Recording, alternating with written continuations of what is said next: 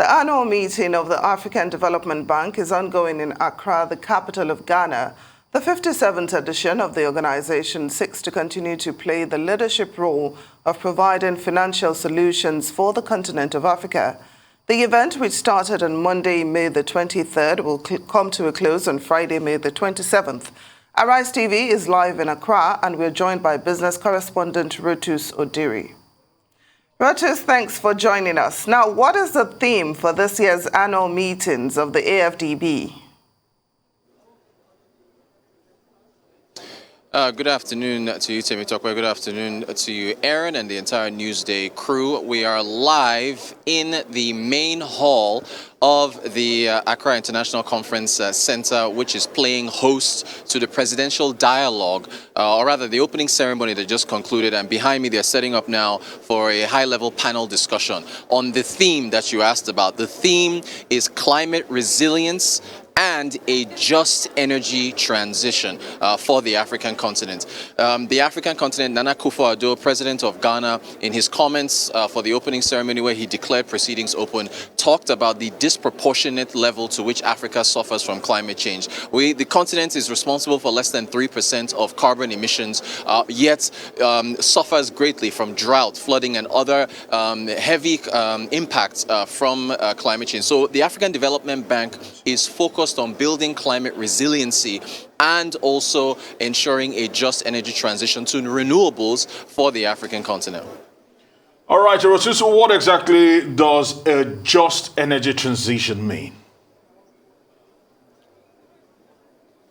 Yeah, Aaron, so, I mean, a couple weeks ago, Vice President of Nigeria, Professor Yemi Osibanjo, wrote an op-ed in The Economist where he called out the West for being hypocritical on the demands that they have placed on Africa to quickly transition. That is to say that the West has been dependent on fossil fuels for so long. They took their time in transitioning to renewables, and now they're trying to rush Africa through it. So a just energy transition is calling for fairness. President Nana Akufo-Addo of Ghana mentioned that in his address. It has to be fair. And by fair, that means that Africa's natural resources, which are mostly fossil fuels, cannot be abandoned immediately.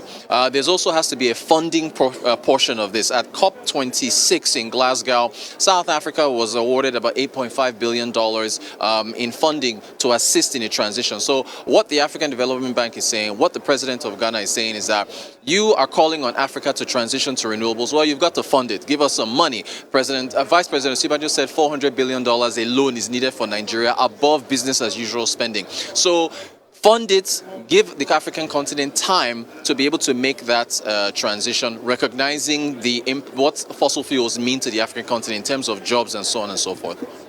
So, Rotus, it's day 2 of the annual meetings. What is on the menu today?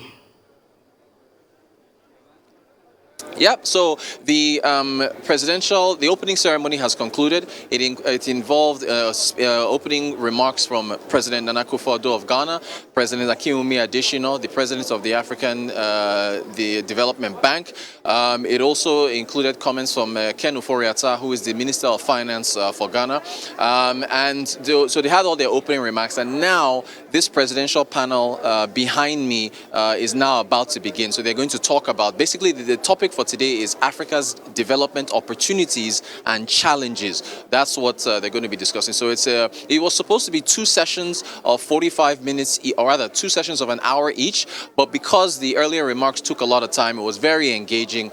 They've reduced it to just 1 panel session for 1 hour. So that's what we're about to get into this afternoon. It promises to be very interesting.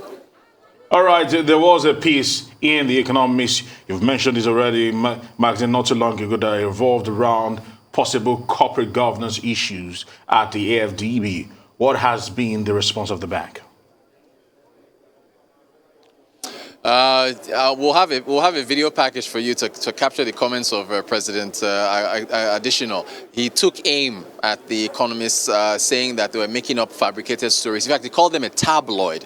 And it pretty much said that they will not be distracted. Africa will tell its own stories. The African Development Bank is focused. He talked about the high credit rating it has received, its awards as one of the best development bank on the continent from Global Finance, I believe. So he basically dismissed The Economist. The African Development Bank's position is one of defiance. There was a tweet storm that he put out on Monday, I believe, where he said that they will not be distracted by mischief makers and they are focused on solving the issues on the African continent, including a $1.5 billion fund. I think you mentioned that at the top of the hour, and a number of other things. So they're defiant, and you can hear now they're about to begin to invite the panelists.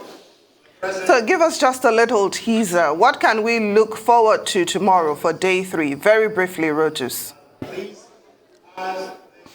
Very quickly, there is going to be a high-level breakfast on inclusive economic growth on the African continent, as well as keying into sustainable development goals. And the big one is the release of the outlook from the AfDB on resilient climate change and also a just energy transition. So a full report will be out. It's going to be pretty good for tomorrow. All right, I want to say many thanks to you, Rotus Odiri, reporting live from the AfDB seminar in Ghana.